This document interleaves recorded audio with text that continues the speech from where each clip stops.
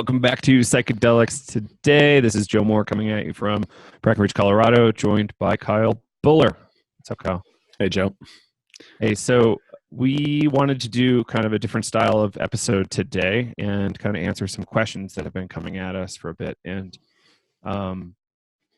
before we get to that, let's, I guess, mention a few things. You're about to travel to California for the Korea conference to study some ketamine therapy, which is going to be pretty interesting. Then you're going to present about spiritual emergency in Atlanta. What's the name of that conference? I always forget. It's Association for Spiritually Transformative Experiences or something like that. I should really get that organization down. It's called ASSIST. So the American Center for Integration of Spiritually Transformative Experiences. Great. That's going to be fun. You'll host a breakout session. You get to have a talk too. So that's great. And then we don't really have too many big things coming up, but we do plan to make some announcements soon. We're making plans right now for the rest of 2020. I'm going to be at a philosophy conference in Exeter, UK in April, and then also a psychedelic conference in Netherlands in April. And you'll probably be at the Psychedelic Freedom Summit. Liberty Summit by Chacruna. So yeah, definitely check that out. Go to chacruna.net, check out the Psychedelic Liberty Summit. That's happening April 24th, I believe. It seems right. Yeah, definitely check that out. It seems cool. Talk about policy, decriminalization, and some of the law and policy things that are happening in the psychedelic movement. So I think it's the 24th and 25th, or at least that weekend, the 25th and 26th in San Francisco. So definitely check that out, guys. Cool. Looks like I'll miss Bicycle Day in Denver for the first time in a little while, which, oh well. If I get to be in Europe, it's okay. We've got a few classes ongoing, no upcoming live navigating psychedelics courses scheduled yet, but you'll hear about it. Get it on our email list if you're not there yet, psychedelicstoday.com to sign up for that. You'll be informed if you want to take Navigating Psychedelics live. And as always, regular Navigating Psychedelics is always available. You can get tons of pre-recorded content and get yourself educated. Anybody can benefit from it, doctor to high school kid. Yep. It is all over the place and highly valuable, at times very technical, at times very simple. And you can go through at your own pace, kind of whenever you want to. There's tons of master classes in there, tons of information, and you get the PDF downloads of the Trip Journal Integration Workbook and some exercises. So yeah, definitely check that out. Money back guarantee. If you don't like it, we'll give you a refund. It's okay. Just let us know. And lifetime access. Cool. So other things, this show is brought to you by Onnit, ONNIT. Go to onnit.com to check out what they've got. They've got tons of supplements, from mushroom stuff like cordyceps to just protein mixes, different drinks like coffee, chai drinks, all sorts of great supplements, from fish oil to whatever, multivitamins. And with the code PSY today, you get 10% off your first order of everything except for fitness equipment. So if you're going to buy kettlebells, no 10% off for you, unfortunately. But everything else is great. I've been using their stuff for over 10 years, and I've loved everything I bought. So it's worth checking out, and it helps us out too. So check it out, onnit.com. Use the code PSY today at checkout for 10% off. And also Audible. I love Audible. I've been subscribed to Audible for ages, years and years now. So I can crank out at least a book a month on, with the subscription. Comes with one book a month, and you can get discounts on other books if you want more. So super amazing. The book by Mike J. Mescaline was one that just blew my socks off. I've also listened to stuff like Terrence McKenna on there. So True Hallucinations is on there. There's a book called Drugged by a chemistry professor, I think, or pharmacology professor in England.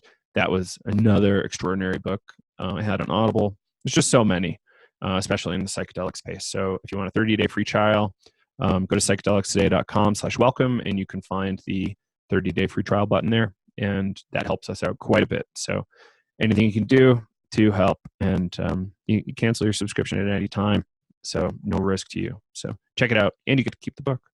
Again, psychedelicstoday.com/welcome. Cool. All right. I think that's it for now.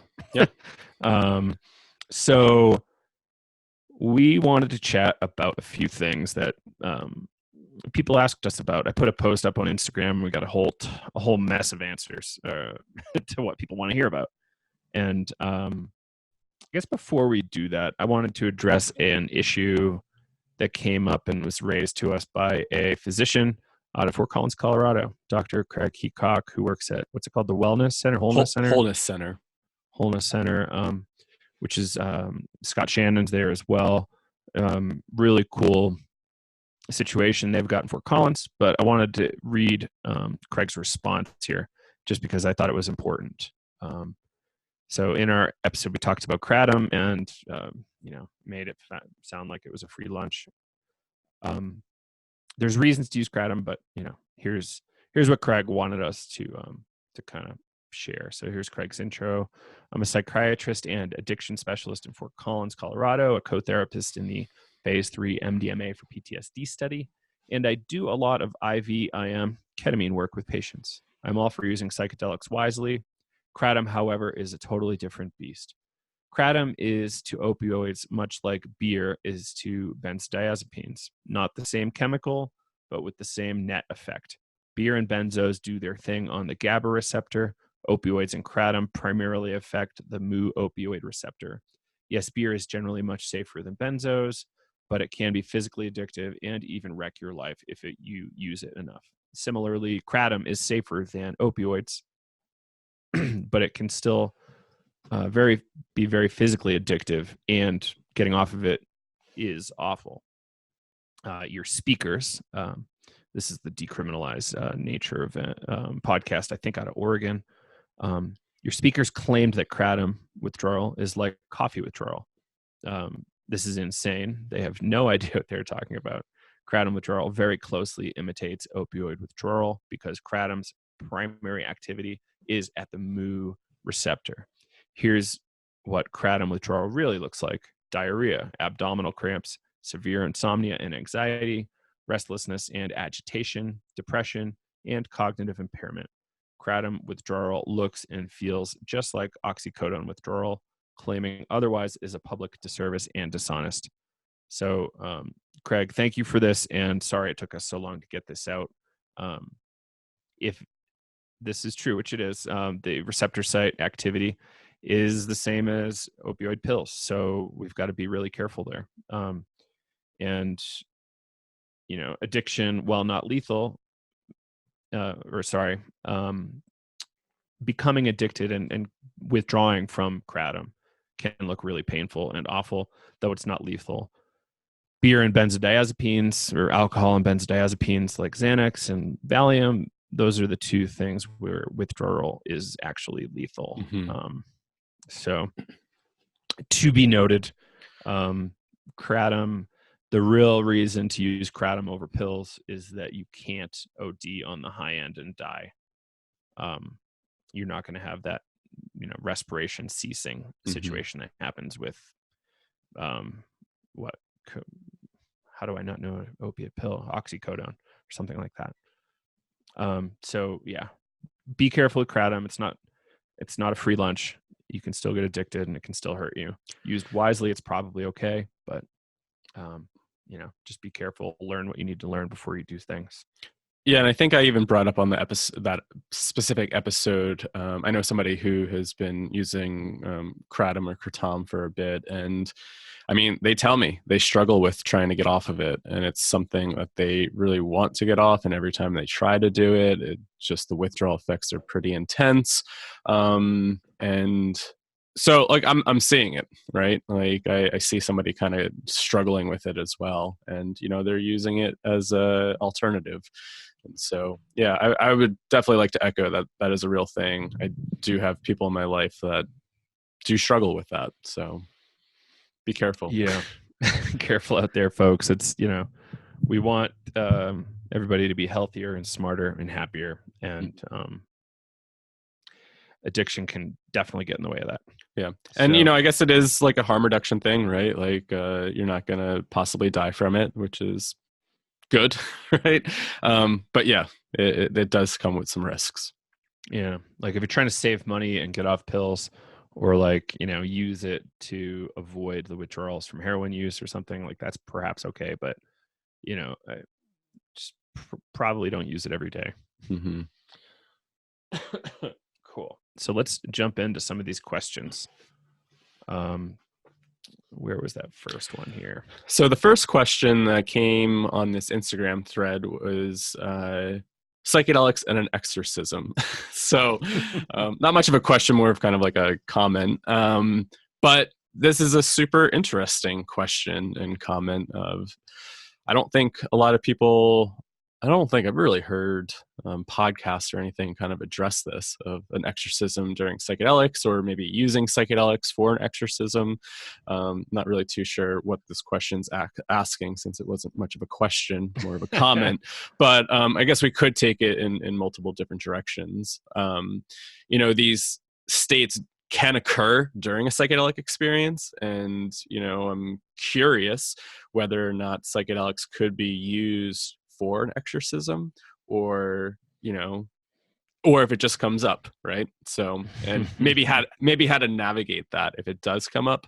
I'm thinking about like shamanic cultures and shamanic uses of plant medicines and psychedelics, and kind of with that idea of spiritual detoxing and purging. If we look at it from a shamanic perspective of, say, there's hungry ghosts sometimes attached to us, and sometimes we need to try to get rid of that. And, working in non-ordinary states can be a way to elicit, or maybe exacerbate these states, like kind of get in there and make it bigger, maybe have it come to the surface a little bit more.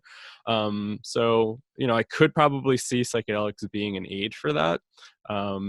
Whether that's the way you want to go. And I guess it also kind of comes down to your cosmology and beliefs, whether you believe spirits can possess you, and whether you believe you can kind of get those out. Coming from the Christian background or shamanic background, yeah, that's definitely a thing, right? We can possibly get possessed by dark or demonic spirits. And then how do we work with that as well? So, yeah, what do we do? Like, we want to talk about exorcisms. We're like, okay, what is that? Like, the concept is that something's inside of you, feeding off of you, making you do things you don't want to do. Like, you see the movies, like the devil made me do it, or the spirits inside me made me do it, and then the exorcist comes over and does their thing. And this is a thing that the Catholic Church does. People don't totally realize it, but Catholic Church has an organization that trains exorcists and has done that for hundreds and hundreds of years. So they're probably operating off of similar manuals, than folks used in the 1200s, which is, an interesting thought. What are these things? I like to often think of them as a metaphor. Saying what a thing is a little reductionist. Right? Like, how do we turn, and this is something that John Cobb said to us when we recorded with him in February. David Bohm thought that we could solve a lot of problems by turning nouns into gerunds. So instead of me being Joe, I'm Joe Ing, or like Demon Ing. You're just doing what that thing does. And it doesn't necessarily mean like, what is this thing in itself? It's more like, what is this thing doing, and what is the process it's playing out? Right. So, you and I had a kind of a weird, I don't know if I want to call it possession experience, but like we were exhausted for months after a situation we had. And it felt as though perhaps there was some sort of energy attachment or like entity attached to us. It took me a long time to get right. I was really exhausted, and it was really ugly for a while. So, that's one way that thing can play out. The other one is like the really stereotypical one, where there's a child screaming on a bed, acting as though Satan is speaking through the person. Mm-hmm. It could be a very different voice or face. Like, do you have this quote from Stan Groff up? Like, this is one of the things that made me most interested in Stan Groff at an early age, was this particular story. Yeah, he doesn't explain it in this book that I have. I think it's in another book, but he does kind of go through it, and I can read part of it. Or maybe we could go over that story first, and then I can go through Yeah, let's do a rough sketch. How to work with demonic energy and holotropic breath work. Right. So we had a client in Prague, an LSD psychotherapy client, trauma and addiction. I don't know too much more than that. And the client began to present as though telepathic things were happening, and facial structure changed quite a bit, and total body positioning changed a lot. So the body of the client presented as though it was the devil or something like that. And I don't know, any more details that you remember? I think thinking back to Stan's story, yeah, all that. But then the strange thing that happened was that this client started to, I think their voice got deeper, and then started to describe things about Stan that she would have no idea. And that's, I think, what kind of freaked Stan out, was like, this client was starting to talk about his life and just start spewing some facts about him that how would she know that? Like, there must be something going on, or some sort of entity that might be transmitting information through her. And I think that really freaked him out from reading that story of like, what's going on here? How does this person know all this stuff about my life, or these certain aspects of my life, or about me that I didn't tell her that. And so during that experience, I remember he said he kind of took in a meditative role and imagined a white light kind of surrounding him, and I think her as well, kind of like in a loving presence, and trying to put up boundaries for himself, like this person or this energy can't penetrate me or affect me in a way. So using some sort of visualization type of thing, or maybe some kind of magical, quote unquote, magical thinking of, I'm putting up this barrier, and this energy can't attach to me. And so from that story, Stan kind of created this container where he's protecting himself, but also trying to give some energy to this client to work through the stuff that was coming up. Right. So the way I've always conceptualized it is Stan had this process already kind of existing for how to work with folks in these states. And he just, in a sense, I don't recall the meditation thing, the white light, but Stan had this container already, safe space, and just kept doing what he was doing, and it worked itself out. As soon as he would get scared and show the client that he was scared, that's when it would have all really fallen apart. Even if the client could feel it a little bit, like, it probably would have fed the situation. So, Stan, by holding strong, doing a little meditation, perhaps, and then moving forward, really allowed him to help this client. The client went on to heal, not be addicted to, whatever it was. You said you had the section written down. So this is in When the Impossible Happens.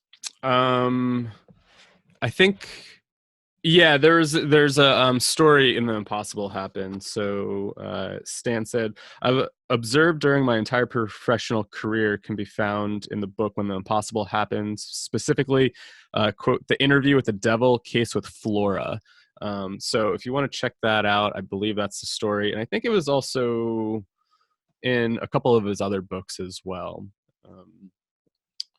Yeah, for sure. Because I read about it in Holographic Universe, and that was out way before When the Impossible Happened. So yeah, he definitely has written about this in the past. Yeah, I would guess LSD psychotherapy, just like you did earlier. Yep. And this stuff does come up sometimes in psychedelic sessions and breathwork sessions. And so in the holotropic breathwork book, for those who might be looking or watching the video of this, there's actually a section in here for working with quote unquote demonic energy. And Stan says, what it is. It's usually associated with reliving of memories of severe emotional and physical abuse, or of traumas that brought the individual to the threshold of death, such as a very difficult birth. As the emotional and physical expression of the breathers increase in intensity, they suddenly undergo a profound qualitative change. The first indication that this might be happening is a change in the breather's facial and vocal expression, which becomes strange and uncanny. Their voice is deep and raspy. Their eyes assume evil expression. Their face cramps up in a quote unquote mask of evil. Spastic contractions make their hands look like claws, and their entire body tenses. So that's what that could look like in psychedelic or breathwork sessions. And, in breathwork sessions, you just have normal sitters sitting with that. So, oh my God, what do you do when that happens, right? So yeah, you'd want a facilitator to come over. And so he goes on to say, once it's understood that we are dealing with demonic energy, we reassure the breather that we feel comfortable working with it and that we have ample experience doing it. The general strategy in this situation is to encourage the breather to fully express the alien energy with grimaces, sound, and body movements.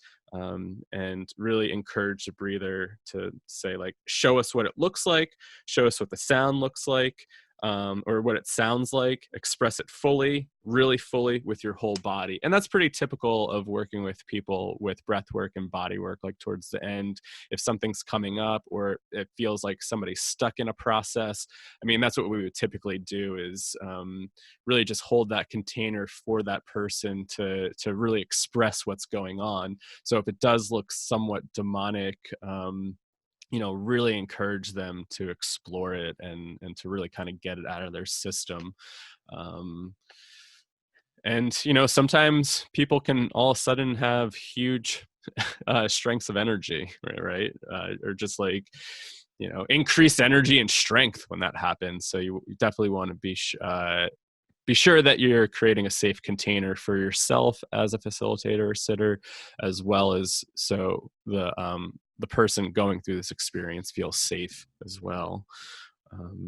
And Stan goes on to say the emotional and physical energy released during this work can reach an extraordinary intensity. The breather can muster physical strength that by far exceeds their everyday muscular power. This unusual phenomenon can also be observed during grand mal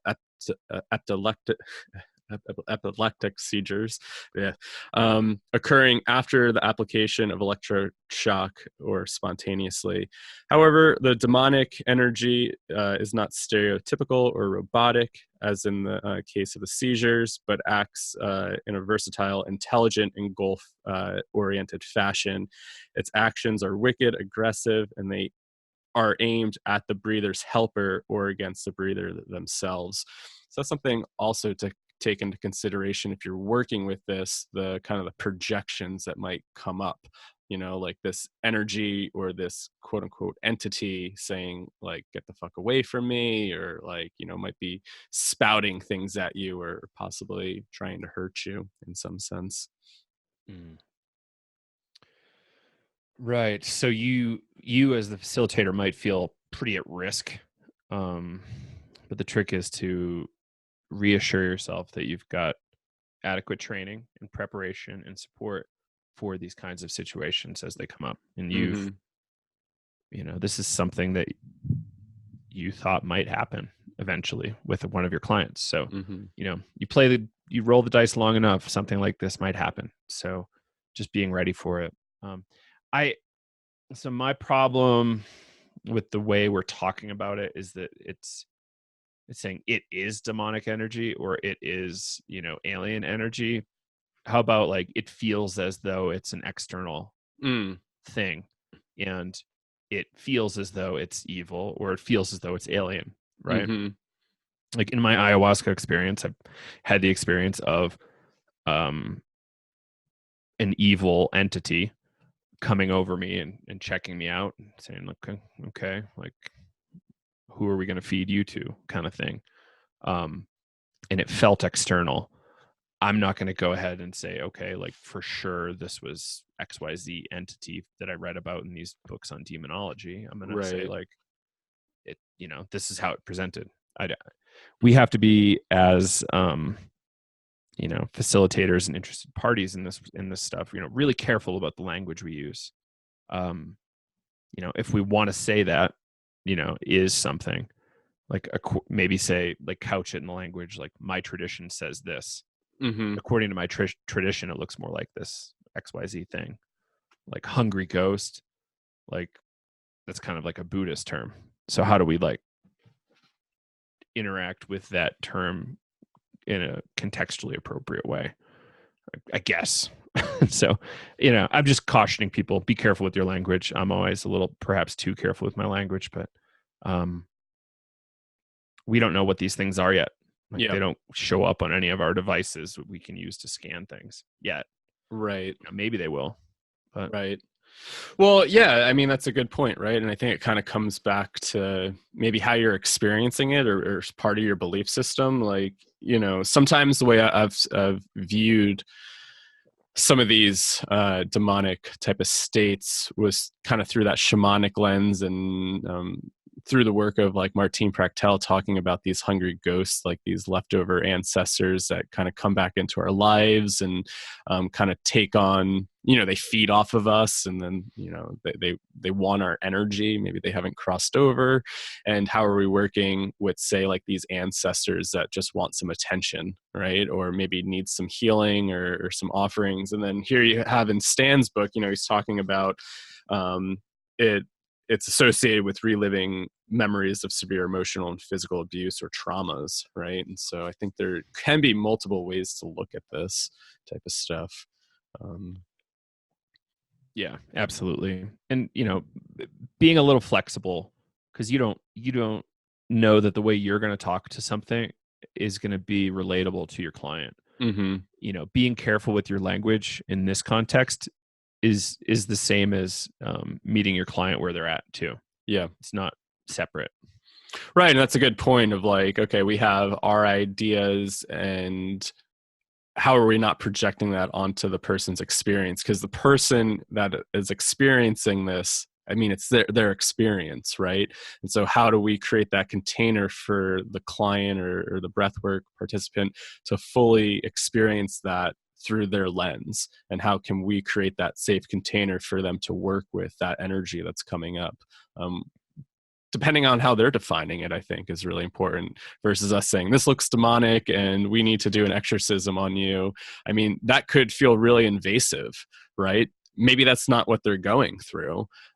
Maybe that's what it looks like they're going through, but then that's our kind of vocabulary or frame of reference for working with that.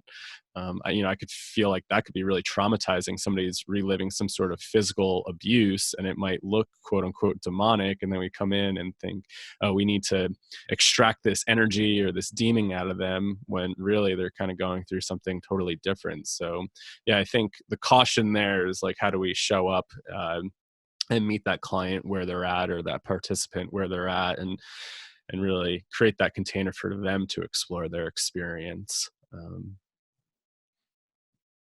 So yeah, and don't try to do an exorcism on somebody.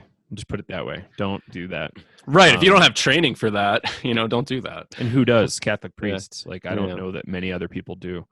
And, even their training, I have doubts about. It's really highly ritualistic. It doesn't necessarily take the human into account, as far as I know.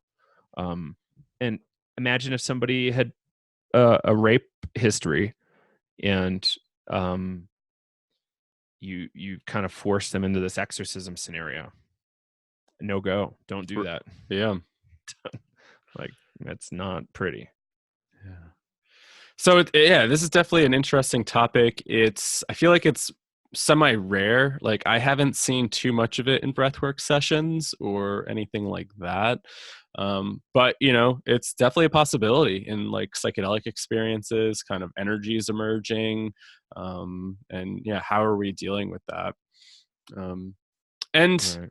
yeah, kind of coming back, could psychedelics be effective for releasing this energy?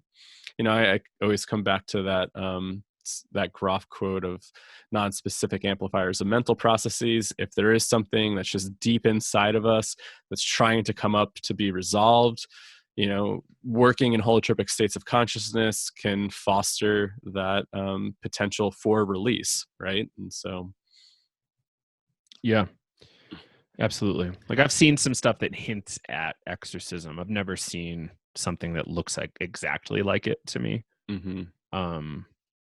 So yeah, for what it's worth. All right, I think we beat that one to death. Let's go to the next one. So what do we got here? Did we speak briefly to cluster headaches? Yeah. All right. Cluster headaches, treating cluster headaches with psychedelics. So this is something that many of you might know about. There's an organization called Cluster Busters out there that has been spearheading the research on this for a long time. I've read 1 or 2 studies on treating cluster headaches with psychedelics. It's not a silver bullet. LSD works for some just as good as like the normal oxygen treatments work for others. So some people, psychedelics aren't going to work for, but I think it was a greater, I forget the numbers, but it was a really substantial number of people with cluster headaches were able to not have cluster headaches for a long period of time after a macro dose of psychedelics. A gentleman I know here in Breckenridge treats his cluster headaches with mushrooms. He eats about 1/8 at a go, so 3.5 grams, and he does that about once a quarter. So, and then there's folks that use LSD. I don't know if people are investigating phenethylamines like mescaline, but that would be interesting to see. I don't know. What are you hearing about cluster headaches? Yeah, I mean, this has been one of those issues that have been explored in research with psychedelics. I personally know some people, I don't know if they would consider having cluster headaches, maybe just like very, very severe migraines who have used psilocybin to treat that. And it worked, and kind of repetitive dosing, right? Like they take a high dose or maybe around like 3.5 grams or around that 3 to 5 grams maybe. And having some relief with their headaches for, a few weeks to a few months, and then having to revisit that again. And so, yeah, I've been wanting to get, I think, what's his name? Brandon from Cluster Busters on the show. Yeah, Patrick or something like that. Yeah, for a while. So hopefully we can get him on the show to talk about this a little bit more in depth. But yeah, I've definitely known people that have had, this issue and, we're able to get relief. But, if you're somebody that suffers, definitely do your research before diving into this. And, I think there was a German researchers that were trying to create a LSD derivative. I forget what it was called, bromo something, but it was like a LSD molecule without the psychedelic effects. So trying to find a treatment that would bind to the receptors, do something physiologically, and hopefully to treat that. I'm not too sure where they're at with that. Well, I hope it keeps on going. Yeah. So the way I model this is if you start with a migraine, we know a lot more about migraines than cluster headaches, but migraines are the neurons begin to misfire in your brain, leading to a sort of electrical storm, quote unquote. And this abnormal electric activity can really trigger a lot of migraines and migraine type symptoms like auras.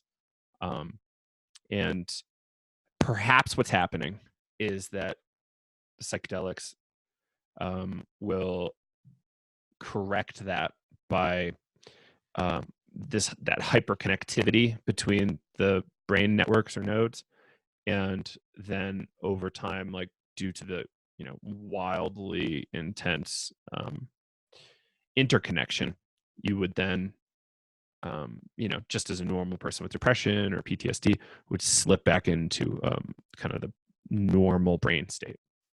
This is kind of the model that Dr. David Nichols presented at the Telluride Mushroom Festival, and Mm. I really liked his language. It's kind of, after the hyperconnectivity, your brain goes back to its natural state, and this could be the thing that's helping folks with migraines. We need a lot more data, but that's how I model it for me. Yeah. So that compound that I was referring to is called 2-bromo lysergic acid diethylamide, so 2-bromo LSD. So non-hallucinogenic. Are they studying it actively? I believe so. So this is up on Beckley. I think this was back in 2011. So trying to see whether or not this could help with cluster headaches. Yeah, I'm sure if you do some research on that, you can find out more where they're at with the research for 2-bromo LSD. Cool. Yeah, I'm seeing here that it was being researched in the 70s and elsewhere. So yeah, hopefully people pick that back up and go for it. Cool. What's next here? Did you want to talk about how psilocybin mushrooms, how can psilocybin mushrooms be standardized in production for therapeutic purpose? Right. So yeah, how can they be standardized? It's an amazing question. And there's no great answer other than a lot more research.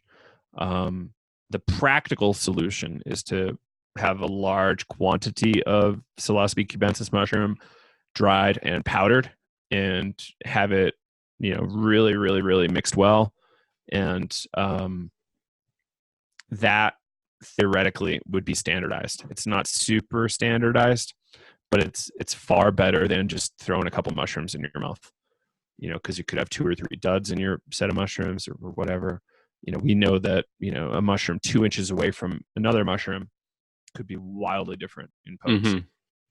So super important to understand that. There's potency difference between strains. There's potency difference between species. Mm-hmm. So, staying, for an individual grower or underground therapist, sticking with a particular strain and method of growing, and then a method of standardizing, that would lead to a pretty high level of certainty over time. It's good. Okay, we've been doing this for 8 years. We've never had a failure. So, this seems to be pretty consistent. We're drying them properly. We're not letting, the moisture decay the levels of psilocybin in there. So, yeah. So that's really it. I have heard that people are looking at very high-tech ways of standardizing, but that's not at scale yet, and people aren't really doing that, to the best of my knowledge. Right. Yeah. I guess it is tricky with the variance in percentage of psilocybin and psilocin. I mean, that's where the medical model does really well, right? Synthetic psilocybin, you kind of know what you're getting. But yeah, maybe this question was more oriented towards, fungi versus synthetic. But yeah, I think. Right. When you compare the two, it's tough. Yeah. Like, what you're getting with 25 milligrams of pharmaceutically pure psilocybin. You don't know what you're getting with 2.5 grams of cubensis mushrooms. Mm-hmm. It's, I would probably most of the time rather eat mushrooms, even though you're going to have that variance. But, who's to say if this pure psilocybin was available on the street, who's to say I wouldn't eat that more regularly than mushrooms? I can't, unless it's an option. I can't really say. Right. And I'd have to have personal experience to know if I like one over the other. Mm-hmm. There are people doing extracts of cubensis mushrooms. I don't know exactly how they're doing it. I've heard people are doing the CO2 blast extraction method, like with cannabis. I've also heard people are doing Everclear extractions. I'm not a chemist. I don't pretend to play one on TV, but do your research if you're going to do that kind of thing. I don't really know. But with an extract, you'd have potentially less decay of the molecule, potentially, and a more standardized dose because you don't have so much plant material in the mix. Yeah, that makes sense. Yeah. But I guess if you're just sticking to plant material, coffee grinder, and really kind of trying to make that a little bit more consistent. But again, it can vary from batch to batch, right? So, yeah. Which is why you want to homogenize a huge batch. And Mm-hmm. we had somebody tell us recently about freeze drying. So if you grow and then freeze dry, that's a great way to make sure you have near zero loss. Mm. Yeah. So got one here, psychedelics and athletic performance, that I'd like to jump in on. Cool. So this one was from Kevin Watley. So thank you, Kevin. So I used to ask a lot of questions like this coming up in the holotropic breathwork world, like how could holotropic breathwork help my snowboarding or rock climbing or whatever, or my kung fu? I wasn't even practicing kung fu, so don't know what I was thinking. But really, it comes down to, perhaps there are psychological blocks that are getting in the way of you attaining peak performance for your genome in psychology. And there could be energetic blocks, there could be emotional things like a trauma from the past getting in the way. And on the other side, you could find out that perhaps athletic performance is a distraction from what you're really here to do. Mm. So like, What do you mean by that? like a bait and switch, like, Mm. I'm playing football, or like I'm a track runner, but perhaps I'm really here on earth to, go do mission work in Haiti or to become a musician, or Right. I'm not spending any time with my family because of all this athletic stuff. Maybe I really need to stop sports or reframe my focus on sports to do these other things that are more important to me personally. Right. And athletes have a lot of dysfunctional behavior. We know that. So perhaps the psychedelics would show us the bad behavior, and we might want to sort ourselves out. Well, that's like we saw this interesting. MMA fighter who's now a pygmy advocate and activist. He just did years in the UFC and then quit, and now he's helping out pygmies in Africa. Oh, wow. Amazing. Yeah. Yeah, I was even just going to comment on my own experience of like being super into snowboarding, wanting to move out to Colorado in my early 20s to be a ski bum and just ride the mountains. I was thinking about going out to school for mountain operations just so I could be on the mountains constantly. And yeah, I got this message. It was like, snowboarding is a hobby. It's fun. You almost died once during it. You can definitely hurt yourself again. And you're here to do something else. And that's actually how I got more into the psychology realm and wanting to do that. So yeah, I think there's something there, Joe. Right. It's worth carefully considering. I noticed a new Instagram the other day, psychedelics for athletes or something like that. They've commented on a bunch of our stuff, and it's like, that's an interesting angle. Yeah, but what do we do? Like, sports are a great way to cover up our emotions. Look at the amount of time people spend watching NFL games. It's incredible. And is it in service of you improving your life situation? Potentially not, though. Right. You got to look at it really carefully. Yeah. And to also go back to this topic, if you're interested in learning more about psychedelics and, fitness and, sports, definitely go back and check out some of our other episodes. We get into this with Ben Eddy, talk about psychedelics and, what is that, MMA, what type, jiu-jitsu. And then we also had on Shane Lemaster a few times to talk about microdosing and martial arts. And I don't know if we had anybody else to talk about some of this stuff, but another topic that you brought up too, Joe, reminded me about that fitness panel I was on, psychedelics and fitness, or psychedelic and exercise. And just the way that psychedelics or breath work can help us tap into like our emotional body. And you're talking about how like traumas could help block movement, or so how could we even like maybe use that to get in touch with our bodies in a certain way? How we're moving, can we work with some of that energy in our body, noticing? And I'll give a shout out to Tim, who's really into movement and trauma, and how trauma can help like limit things, and how do we work with our body in a way that's actually beneficial, that's actually not doing more damage, and how could psychedelics or breath work help us tap more into that emotional body and understand how we're moving, where we are holding trauma, how can we work with that. So that's a totally interesting topic. It'd actually be fun to try to get Tim on at some time to chat more about his work. That's actually a great idea, because Yeah. he works with people all the time on this topic. Mm-hmm.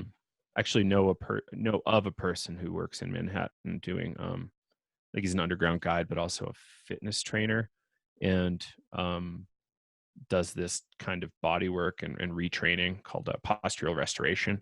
So he's like coming from kind of a trauma informed way when working with people in his athletic training environment. And I think that's pretty interesting. Yeah. There's a lot there. Yeah, that would be really cool to get Tim on. Yeah. I've got another one here.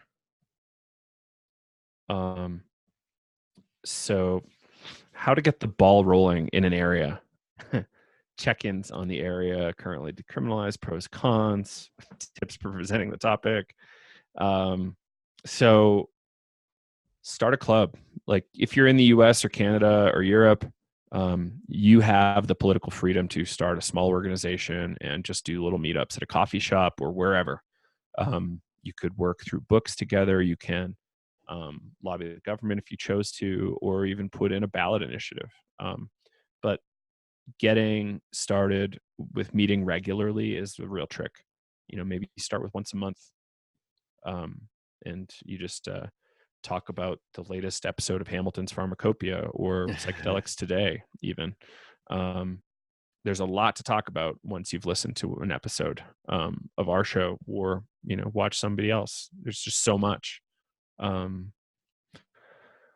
There's this is actually interesting. Check-ins on the areas currently decriminalized. So we've got Denver and Oakland. I don't think anywhere else has really passed yet. There was chatter in Chicago about Chicago, but it didn't look like that went very far, or all the way to the end. We're still watching it. Yeah, the resolution just passed, which didn't mean it turned into a like a law and ordinance. So it still has to pass like another round of voting, I believe. So I think it just meant that it passed to get voted on. But I mean, passed pretty good. I mean, 50-0, that's huge. So, I think there's a lot of excitement with that number 50-0 and how it just kind of, that resolution got through. And so I think there is a lot of hope there that Chicago could be the next city for decriminalization. Yeah. So I've been kind of incubating a club in Phoenix, and that's been really cool. I've been a little negligent of the club in my hometown just because I work too much. But I really want to get on that and probably start with monthly meetings. Really, it's just a way to get new friends and learn what other people are up to and interested in. And it's great for harm reduction too, because you can bounce ideas off of each other. Like how can I be a little safer here, or can I borrow your test kit, something like that. Yeah. You got to be really careful though, because you will never know who's a cop or not. Right. It's a really unfortunate state of affairs that we find ourselves in, but just be very careful that there could be police out there. And there are police in psychedelic clubs in the United States. Like we could probably say that we have certainty on that. Why wouldn't they be there? Known drug users coming together to talk about using drugs. Right. So yeah, I think that's a word of caution to stay within the legal, framework, right? Like if you start a club, make sure the participants that are showing up, make sure you're enforcing like some guidelines of no selling, no referrals and stuff like that, because that could put your club or group at risk. So yeah, just really be careful out there. But organizing is a great way to get things moving, right? Like getting people together, chatting about this stuff. Maybe you do feel like you want to make it some sort of like initiative and get things rolling, advocate within mental health agencies. I mean, there's so many different ways, but I think that first part is getting people together, right? I think there's that idea of power in numbers. How do we get people organized and kind of go out there and try to take some action? So Yeah, absolutely. We'd love to see more clubs pop up. Psychedelic Club is an organization that can help you figure out how to get started. So just Google Psychedelic Club, and you can get there. I had another one documented here. This is kind of one that we've not exactly beat to death, but close. So 5-MeO DMT, the toad, Sonoran desert toad. I've got the shirt on right now from Cream. Preservation protection. So first real question here. Is there a humane or conservative way to harvest the toad without disrupting its habitat and being too much? Yes, roadkill. So you just drive around those roads and pick them up off the road after they've been killed. If you touch a living one, there's a chance you'll be doing harm. You don't even really have to pick up the toad, just touch it to transmit harmful fungus to the toad. It's not going to say every time you touch the toad, you're going to transmit harmful fungus, but that's where it starts. It's the same thing with a cold or a flu to another human, right? It's like touch, proximity. And is the poison/medicine worth it? According to the data, there's no real difference between 5-MeO DMT from a toad or from a synthetic source, meaning a chemist built it out of molecules. I'm told it's relatively easy to make from melatonin that you buy at the store. I'm not a chemist. I wish I was. But yeah, that's, the biggest thing you can do to not harm the toads is to not go where they are. If they're in your backyard, that's a different story, but perhaps don't chase them down. There's a lot of people really pushing right now for in-home harvesting. So you like capture a few toads and they're your source forever, or figure out how to breed them. I don't know. It's a really tough thing to bring a wild animal into your home. Reptiles, not so neurologically complex, but that's something everybody's gonna have to figure out on their own. Right. It's a tough one. Do you have any thoughts on the toad subject? I know we've talked about that a ton. Yeah, we have talked about it a ton. No, I would love to get Dr. Alan Davis on here at some point to chat about his work. He presented at Horizons about this topic as well, and some of the research that they were doing with 5-MeO, and they're the ones that also, did the research on synthetic versus, toad secretion. So, I don't have any other opinions other than what we've talked about in the past. Yeah. There's cult leaders. Just be careful. If you want to know more, there's a Facebook group called Beware of the Bufo Gangsters. You can learn a lot more there. Toad isn't vegan. Yes, that's great. So here's another one, Kyle. You might be able to speak to this one.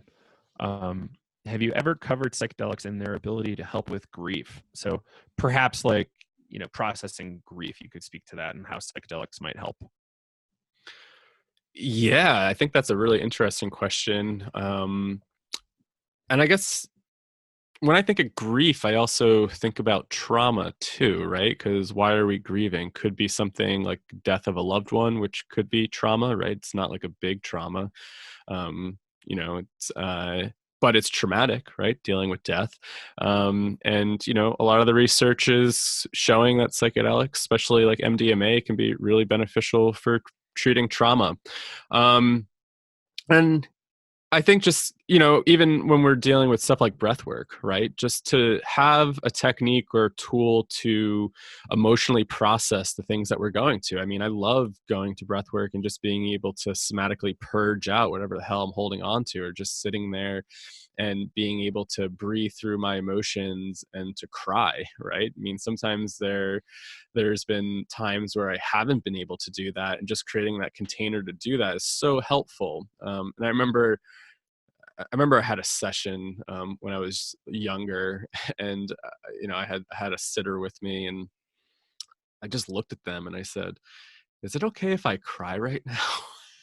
And they had no experience with this stuff, so they thought, that's kind of a weird question. And I just sat there and cried and was grieving all this stuff, and just creating that container to do a lot of that emotional cleansing work was just so beneficial. So there's not a lot of research about grief in particular, but I just think about the research with like trauma and depression and, um, just what's going on in mental health and psychedelics. Because I think, grief's a part of life, and how do we, I think about also with grief, as I mentioned a lot, I really like this guy, Martin Prachtel. He came out with a book called The Smell of Rain on Dust. And it's all about grief and praise, and how to really praise life and how to grieve for life as well.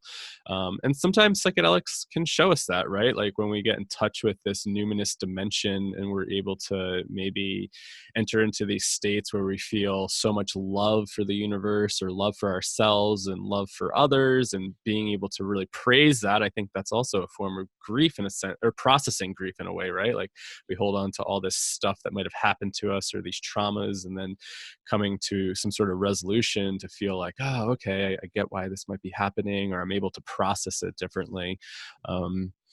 So I definitely see that there's a huge potential there. Or even thinking about like the psilocybin research with death, right? I mean, thinking about people with terminal illness, and they're coming to end of life, that anxiety, right? It's almost like you're going through your own process of grieving your own life and praising your own life as well.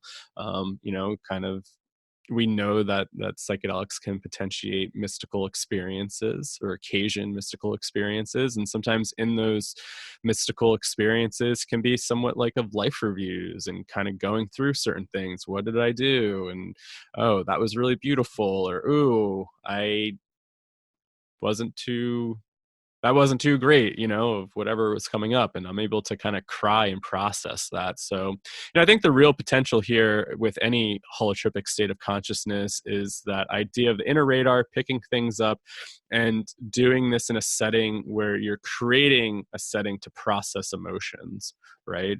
So I think there's huge potential there. You have any thoughts? I think you did pretty good. Thanks. It's just the thing that accelerates your processing. Yeah. So if you've got, it might not feel good to accelerate grief processing, but perhaps it is. Mm-hmm. I used to do a thing where if I knew I had something to process like that grief, I would put on like wildly sad music and like try my best to get it out. Mm-hmm. For whatever reason, it always happened on the highway. Mm-hmm. But probably not the best place to be processing grief, but right. That's where I would do it. Yeah. And even like when I think about like what Martine wrote about in this book, how like our culture has a really hard time grieving for things and praising life. It's almost like when grief becomes too quote unquote manic, we view that as a bad thing. So for example, he wrote about like when in his Mayan community where he lived, people would just be out in the streets just like collapsing in tears and screaming when somebody like a loved one died. And that was their process to the tears, and just the emotion coming out from that cosmology is helping that spirit go onward.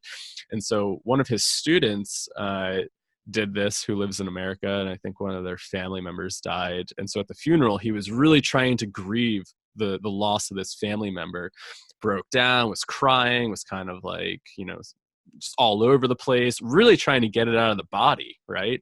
And the result of that was the rest of the family around called 911, had an ambulance come, and that person was hospitalized. Oh my God. So in our culture, we just don't have the container to really grieve, right? Like it's that emotion just seems so overwhelming for a lot of people, where it's like, you're not going to get through this. This looks like this is too much for your nervous system, which sometimes that is, right? Sometimes when we really activate the nervous system like that, it's really not that beneficial. But I think there's also this idea that, yeah, our culture doesn't really contain grief really well. We kind of internalize it. We kind of say, shut up. Like, it's always so interesting, like going to funerals and stuff, and you see people that are like really grieving, and then a lot of people kind of keep it in and wait till afterwards, or kind of do it when they're alone, versus more of this like community oriented thing. Like really Right. being okay with letting yourself break down in front of other people. and having that community to sit there and support you. Trying to come up with the term in Judaism where people come together as a family and sit at home to think about it. Yeah, I'm looking at all these Hebrew terms and I'm not getting it. But yeah, essentially everybody that loved the person or the direct family will sit in a house for, multiple days and grieve. And I like that because it's like intentionally setting the time aside for grieving. It's not just a funeral. It's not just a wake. It's Right. like, this is time dedicated to grieving and processing it, and it lasts for days. So I think that, in our modern world, that's a pretty good scenario. But it takes time. Like you can't really rush it. If someone gets stuck though, like I've seen people grieving their pets for 7 years and keep coming to breath work, and it's important to keep going, but at a certain point, like, why is it stuck, and should I try another method or intervention? Maybe after a year of breath work isn't getting it, maybe you try something else. I don't know what, but well, that's a really great point too, of like not rushing the process, right? I think it's really important to stick with that process and not just try to push it aside, right? Like really kind of create time for that. And if it continues to unfold, like stick with that because it's important. Absolutely. So maybe we're good to wrap here. We're at an hour. I mean, there's tons more questions that we could answer, and maybe we'll do another question Q&A episode to go through more of these because some of them are interesting. I know one that we wanted to touch on that we didn't get time to is the effects of derealization and depersonalization on psychedelics, and I think that's a really important topic to touch on. Yeah, I think about that a lot, and I absolutely think we should touch that. Cool. Again, thank you all for listening. Really appreciate it. Best thing you can do for us is to tell a friend about the show. If you want to go further, leave a review on iTunes or Facebook. We would love it. Really helps us get better or bigger names in the field. And, maybe someday we can get Michael Pollan on if we get enough reviews on iTunes, but it's, not hold my breath. Anyway,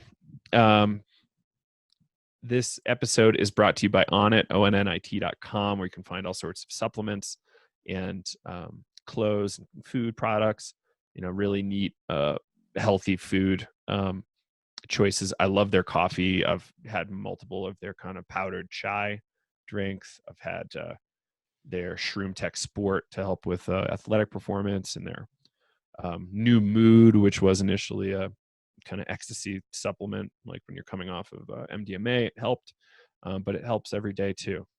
Just keeps your brain flush with all of the materials it needs to be healthy. So use the code PSI today at onnit.com, onnit.com, for 10% off your order. Everything but fitness equipment like weights and stuff. So check it out, onnit.com. And Audible. Have you picked up anything on Audible lately? Yeah, I've been listening to the Mike J book on mescaline. Oh, hell yeah. Went on a nice walk the other day, walked about like a couple miles, put the headphones on, listened to a bunch of it. It's awesome so far. That's what I love about audiobooks and podcasts. It's, you just walk around and kind of do your stuff and listen to it. I very rarely have it in me to sit down and be still, unless I'm having an in-depth conversation like this. So yeah, audiobooks have allowed me to really expand my mind quite a bit more than I would have been able to otherwise. So that Mike J book on mescaline is amazing. I actually just emailed him today again. Hope to get him on soon. And I just completed a series of early Plato, which is really cool. It's not Play-Doh, but Plato, like the philosopher. And Lenny is having Kyle and I dig deep into Greek philosophy. It's the sort of finishing school. So expect to hear a lot more about that. We're going to dig in on the pre-Socratic soon. Unfortunately, I have to read it physically, but with Plato, I will certainly be listening. And I'm probably going to listen to it 3 times over, to be honest, which is really cool. Mm-hmm. So again, thanks Audible. You can get a free trial, 30-day trial, no risk, cancel whenever you want, and you get to keep the book. It comes with one free book. Go to psychedelicstoday.com/welcome, and you can find the link there. Yeah. Anything else you want to throw out? And if anybody's interested in some integration coaching, integration services, definitely reach out. Psychedelicstoday.com, go to services and click the psychedelic integration coaching. And so be happy to support you, whether you're about to go on a retreat or enter on this journey, and then support you after you return. Work with the experience afterwards, set some goals, break down your experience, and learn how to move the experience forward in your life. So if you're interested in doing any sort of coaching or individual work, reach out. We're here to support you. Again, psychedelicstoday.com, and then go click the service tab and look at the coaching application there. Just fill that out, and then we'll get back to you. All right. Thanks, Kyle. Let's close her up. Joe Moore, Kyle Buller signing off for Psychedelics Today. See you on the next episode.